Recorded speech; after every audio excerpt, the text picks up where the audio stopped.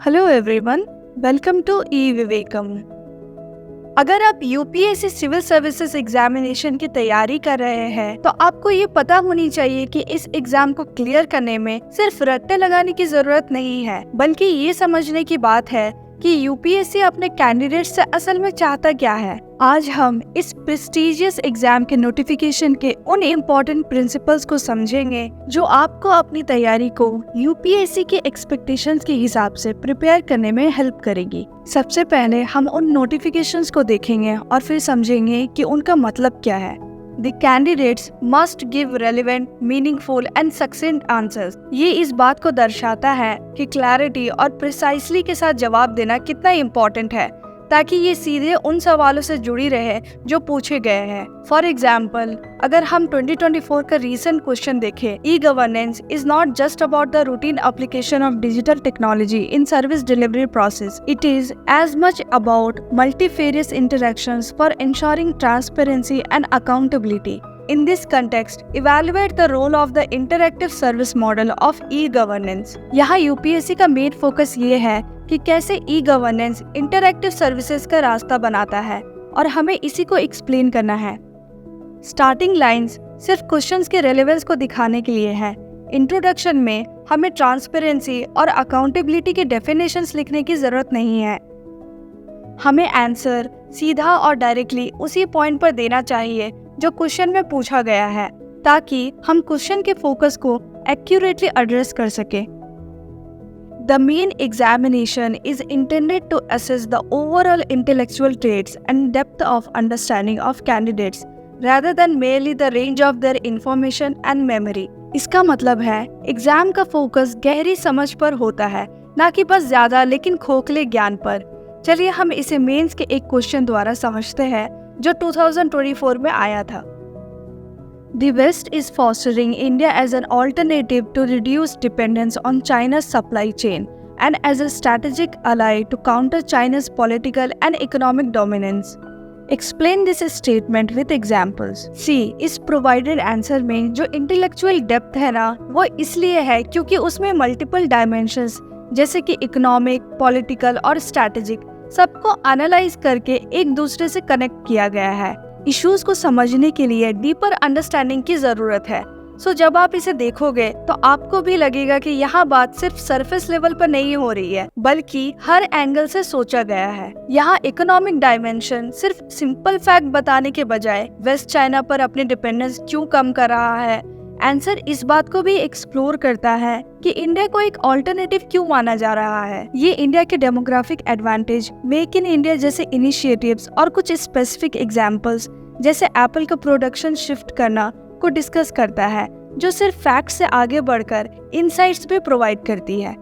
Strategic dimension, यहाँ answer ये highlight करता है कि इंडिया का political alignment western democratic values के साथ कैसे है और क्वाड में इंडिया कैसे चाइना को काउंटर करने में मददगार है। ये दिखाता है कि इंडिया वेस्ट के लिए क्यों इम्पोर्टेंट है, सिर्फ ये नहीं कि क्या हो रहा है। इंडिया के इकोनॉमिक पोटेंशियल को उसके स्ट्रैटेजिक रोल से जोड़ते हुए ये आंसर आइसोलेटेड पॉइंट से आगे बढ़कर एक ब्रॉडर पर्सपेक्टिव दिखाता है, जैसे कि कैसे इंडिया का इकोनॉमिक पोटेंशियल उसके स्ट्रैटेजिक वैल्यू को और मजबूत बनाता है।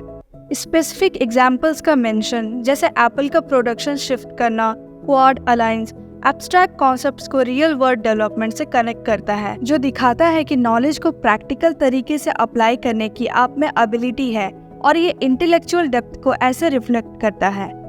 इन सब एस्पेक्ट्स को इंक्लूड करना आंसर को सिंपल रिकॉल से आगे ले जाता है और कॉम्प्लेक्स जियोपॉलिटिकल और इकोनॉमिक रिलेशनशिप का एक बेसिक अंडरस्टैंडिंग शो करता है, जो एग्जैक्टली यूपीएससी एक्सपेक्ट करता है इंटेलेक्चुअल ट्रेड्स और डेप्थ ऑफ अंडरस्टैंडिंग के मामले में। Now we will see the next line. The questions are likely to test the candidates basic understanding of all relevant issues and ability to analyse and take a view on conflicting socio economic goals, objectives and demands. यहाँ ये line इस बात को explain करता है कि social issues पर सोच विचार और क्रिटिकल थिंकिंग कितनी जरूरी है ताकि आप अपनी खुद की राय बना सके। Next line is a well educated person will be able to answer them without any specialised study. इसका मतलब है एस्पिरेंट्स को स्पेशलाइज्ड स्टडी पर डिपेंडेंट रहने की जरूरत नहीं है। यहाँ हमारे मेंस एग्जामिनेशन में भी हमें 150 to 250 वर्ड्स ही लिखने होते हैं। इसका मतलब ये है कि हमें हर टॉपिक पर रिसर्च करने की जरूरत बिल्कुल नहीं है। ऑन एन एवरेज सिर्फ 200 रेलेवेंट वर्ड्स ही काफी है। Now we will move to next one. The interview or personality test is intended to judge the mental caliber of a candidate. In broad terms, this is really an assessment of not only intellectual qualities but also social traits and interest in current affairs. यहाँ इसका मतलब ये है कि civil services के लिए personal suitability को assess करना जरूरी है, जो कैंडिडेट के ओवरऑल पर्सनालिटी, इंटेलेक्चुअल और सोशल एट्रीब्यूट्स पर फोकस करता है। The scope of the syllabus for optional subject papers of the examination is broadly of the honors degree level, that is, a level higher than the bachelor's degree and lower than the master's degree. इसका मतलब ये है कि चुने गए subjects में एक broad और डीपर अंडरस्टैंडिंग की ज़रूरत है, ना कि मास्टरी की। यहाँ ये समझना ज़रूरी है कि कैंडिडेट्स को कॉन्सेप्ट्स को अच्छे से ग्रास्प करना आना चाहिए ताकि वो प्रैक्टिकल सिचुएशंस में उन्हें इस्तेमाल कर सके। Next, current events of national and international importance, and candidates are expected to have taken an intelligent interest not only in their specialized subjects of academic study but also in the events which are happening around them, both within and outside their own state or country, as well as in modern currents of thoughts and in new discoveries. ये इस बात को highlight करता है कि current events और उनका various sectors पर होने वाले इम्पैक्ट को समझना कितना ज़रूरी है, क्योंकि एक इंसिडेंट कई रीजन को डायरेक्टली या इनडायरेक्टली अफेक्ट कर सकती है। Next, ability to analyze and take a view on conflicting socio-economic goals, objectives and demands. इसका मतलब ये है कि आपको अपने नॉलेज और अपने थॉट्स के बीच बैलेंस बनाना है और अपने विचारों को आसान और समझने लायक तरीके से एक्सप्लेन करना है। बिगिनिंग में हमने इंटेलेक्चुअल डेप्थ के बारे में भी डिस्कस किया। चाहे इशू कितना भी कॉम्प्लेक्स क्यों ना हो, हमें अपने राय को एक बैलेंस तरीके से रखना होगा, इसलिए ऐसे स्किल्स डेवलप करना बहुत ज़रूरी है। Next, candidates are advised to go through the syllabus published in this section for the prelims exam and mains exam, as periodic revisions of the syllabus has been done in several subjects. ये इस बात को दर्शाता है कि candidates को syllabus के नए अपडेट्स के साथ हमेशा अप टू डेट रहना चाहिए ताकि वो एग्जाम की तैयारी में किसी भी चेंज का अच्छे से सामना कर सके। Next and final one is candidates are expected to have taken an intelligent interest in modern current of thoughts and in new discoveries, which should rouse the curiosity of well-educated youth.